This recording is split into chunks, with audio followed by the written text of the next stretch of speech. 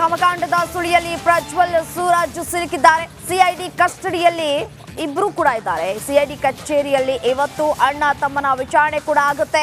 ಸೂರಜ್ ವಿರುದ್ಧ ಅಸಹಜ ಲೈಂಗಿಕ ದೌರ್ಜನ್ಯ ಆರೋಪ ಕೇಳಿ ಬರ್ತಾ ಇದೆ. ಇವತ್ತು ಸೂರಜ್ಗೆ ವೈದ್ಯಕೀಯ ಪರೀಕ್ಷೆ ನಡೆಸುವಂತಹ ಎಲ್ಲ ಸಾಧ್ಯತೆಗಳು ಕೂಡ ಇದೆ. ಇತ್ತ ಪ್ರಜ್ವಲ್ ವಾಯ್ಸ್ ಸ್ಯಾಂಪಲ್ ಅನ್ನ ಸಂಗ್ರಹಿಸಲಿದ್ದಾರೆ ಎಸ್ಐಟಿ ಅಧಿಕಾರಿಗಳು. ಇಬ್ಬರನ್ನ ಹೊಳೆ ನರಸೀಪುರಕ್ಕೆ ಕರೆದೊಯ್ಯುವಂತಹ ಸಾಧ್ಯತೆಗಳು ಕೂಡ ಇದೆ. ಸಿಐಡಿ ಕಚೇರಿಯಲ್ಲಿ ಇವತ್ತು ಅಣ್ಣ ತಮ್ಮನ ವಿಚಾರಣೆ ಕೂಡ ಆಗುತ್ತೆ. ಅಸಹಜ ಲೈಂಗಿಕ ದೌರ್ಜನ್ಯ ಪ್ರಕರಣದಲ್ಲಿ ಸಿಐಡಿ ಕಸ್ಟಡಿಯಲ್ಲಿ ಸೂರಜ್ ಇದ್ದಾರೆ. ಸೂರಜ್ಗೆ ಏನೇ ಪ್ರಶ್ನೆ ಮಾಡಿದ್ರು ಕೂಡ ಸೇಮ್ ತಮ್ಮನಂತೆ ನನಗೇನೂ ಗೊತ್ತಿಲ್ಲ, ಇದೆಲ್ಲವೂ ಕೂಡ ಷಡ್ಯಂತ್ರ, ನಾನವನಲ್ಲ ಅನ್ನುವಂತಹ ಉತ್ತರಗಳನ್ನ ಸೂರಜ್ ಇಲ್ಲಿ ಕೊಡ್ತಾ ಇದ್ದಾರೆ ಅನ್ನುವಂತಹ ಡೀಟೇಲ್ಸ್ ರಿಪಬ್ಲಿಕ್ ಕನ್ನಡಗೆ ಉನ್ನತ ಮೂಲಗಳಿಂದ ಮಾಹಿತಿ ಲಭ್ಯ ಆಗಿರುವಂಥದ್ದು. ಮತ್ತೊಂದು ಕಡೆ ಲೈಂಗಿಕ ದೌರ್ಜನ್ಯ ಪ್ರಕರಣದಲ್ಲಿ ಎಸ್ಐಟಿ ಕಸ್ಟಡಿಯಲ್ಲಿ ಪ್ರಜ್ವಲ್ ಇದ್ದಾರೆ. ಇಲ್ಲಿಯವರೆಗೂ ಕೂಡ ವಿಚಾರಣೆ ಕೂಡ ನಡೀತಾ ಇದೆ. ಪ್ರಜ್ವಲ್ ಕೂಡ ಬಾಯಿ ಬಿಡುವಂತಹ ಯಾವುದೇ ಲಕ್ಷಣಗಳು ಕೂಡ ಇಲ್ಲಿ ಕಾಣಿಸ್ತಾ ಇಲ್ಲ. ಇವತ್ತು ಸೂರಜ್ಗೆ ವೈದ್ಯಕೀಯ ಪರೀಕ್ಷೆ ಕೂಡ ನಡೆಸುವಂತಹ ಸಾಧ್ಯತೆ ಇದೆ. ಇತ್ತ ಪ್ರಜ್ವಲ್ ರೇವಣ್ಣ ವಾಯ್ಸ್ ಸ್ಯಾಂಪಲ್ ಅನ್ನ ಸಂಗ್ರಹಿಸಲಿದ್ದಾರೆ ಎಸ್ಐಟಿ ಅಧಿಕಾರಿಗಳು.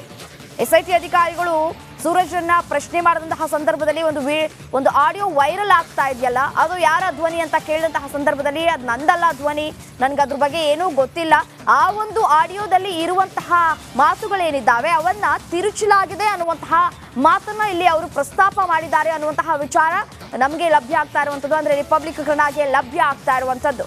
ಎಸ್, ಇದೇ ವಿಚಾರಕ್ಕೆ ಸಂಬಂಧಪಟ್ಟಂತೆ ಮತ್ತಷ್ಟು ಡೀಟೇಲ್ಸ್ ಅನ್ನ ಕೊಡ್ತಾ ಹೋಗ್ತಾರೆ ನನ್ನ ಕಲೀಗ್ ನಾಗರಾಜ್ ನೇರ ಸಂಪರ್ಕದಲ್ಲಿದ್ದಾರೆ. ಇಸೇನು ನಾಗರಾಜ್, ತಮ್ಮನಂತೆ ಅಣ್ಣನೂ ಕೂಡ ಸೂರಜ್ ಯಾವುದೇ ರೀತಿಯಾದಂತಹ ವಿಚಾರವನ್ನ ಬಾಯಿ ಬಿಡ್ತಾ ಇಲ್ಲ. ಆಡಿಯೋ ಬಗ್ಗೆ ಕೇಳಿದ್ರೆ ಅದು ನಂದಲ್ಲ ವಾಯ್ಸು ಅಥವಾ ನಂದಾಗಿದ್ರೂ ಕೂಡ ಆಡಿಯೋವನ್ನ ತಿರ್ಚಲಾಗಿದೆ ಅಂತ ಹೇಳಿಕೆಯನ್ನ ಕೊಡ್ತಾ ಇದ್ದಾರೆ. ಇವತ್ತು ಏನೆಲ್ಲ ಡೆವಲಪ್ಮೆಂಟ್ಸ್ ಆಗಬಹುದು, ಡೀಟೇಲ್ಸ್ ನೀಡ್ತಾ ಹೋಗೋದಾದ್ರೆ?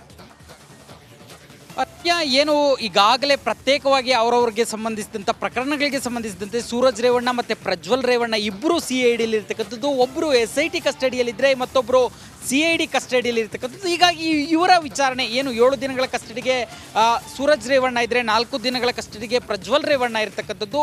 ಇಬ್ಬರಿಗೂ ಏನು ಲೈಂಗಿಕ ದೌರ್ಜನ್ಯ ಪ್ರಕರಣಕ್ಕೆ ಸಂಬಂಧಿಸಿದಂತೆ ಪ್ರಜ್ವಲ್ ರೇವಣ್ಣಗೆ ವೈದ್ಯಕೀಯ ಪರೀಕ್ಷೆ ಮಾಡಿಸ್ಬೇಕು, ಹಾಸನಕ್ಕೆ ಕರೆದುಕೊಂಡೋಗಿ ಅವರ ಒಂದು ಸ್ಥಳ ಮಂಜೂರು ಆಗಬೇಕು.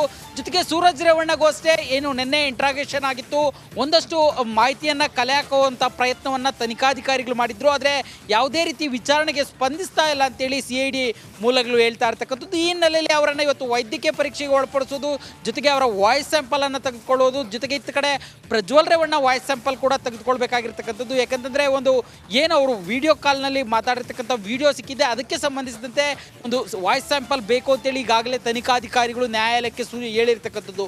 ಈ ನಿಟ್ಟಿನಲ್ಲಿ ಇಬ್ಬರ ಒಂದು ವೈದ್ಯಕೀಯ ಪರೀಕ್ಷೆ ಇರ್ಬೋದು, ವಾಯ್ಸ್ ಸ್ಯಾಂಪಲ್ ತೆಗೆದುಕೊಳ್ಳೋದಿರ್ಬೋದು, ಹಾಸನಕ್ಕೆ ಕರೆದುಕೊಂಡೋಗಿ ಮಹಜರು ಮಾಡೋದಿರ್ಬೋದು, ಈ ಎಲ್ಲ ಪ್ರಕ್ರಿಯೆಗಳು ಒಟ್ಟೊಟ್ಟಿಗೆ ನಡೆಯುವಂಥ ಸಾಧ್ಯತೆಗಳಿರ್ತಕ್ಕಂಥದ್ದು. ಜೊತೆಗೆ ಇಬ್ಬರನ್ನು ಸಹ ಪ್ರತ್ಯೇಕ ಸೆಲ್ನಲ್ಲಿ ಇಡಲಾಗಿದೆ ಅನ್ನೋ ಒಂದು ಮಾಹಿತಿ ಇರ್ತಕ್ಕಂಥದ್ದು. ಅಲ್ಲದೆ ಅವರ ವಿಚಾರಣೆ ನಿನ್ನೆ ನಡೆದಿದೆ, ಇವತ್ತು ಸಹ ಅದು ಕಂಟಿನ್ಯೂ ಆಗುತ್ತೆ. ಜೊತೆಗೆ ಈ ಒಂದು ಪ್ರಕ್ರಿಯೆಗಳೇನಿದ್ದಾವೆ ತನಿಖೆಗೆ ಸಂಬಂಧಿಸಿದಂತೆ ಅವರ ಮಹಜರ್ ಇರ್ಬೋದು, ವೈದ್ಯಕೀಯ ಪರೀಕ್ಷೆ ಇರ್ಬೋದು, ಜೊತೆಗೆ ಅವರಿಂದ ಇನ್ನಷ್ಟು ಮಾಹಿತಿಯನ್ನು ಕಲೆ ಹಾಕೋ ಪ್ರಕ್ರಿಯೆಗಳು ಇವತ್ತು SIT ಮತ್ತು CID ಅಧಿಕಾರಿಗಳಿಂದ ನಡೆಯುತ್ತೆ ಅನ್ನೋ ಮಾಹಿತಿಗಳು ಸದ್ಯಕ್ಕೆ ಇರ್ತಕ್ಕಂಥದ್ದು. ರಮ್ಯಾ. ರೈಟ್ ನಾಗರಾಜ್, ಧನ್ಯವಾದ ತಮ್ಮೆಲ್ಲ ಮಾಹಿತಿಗಾಗಿ.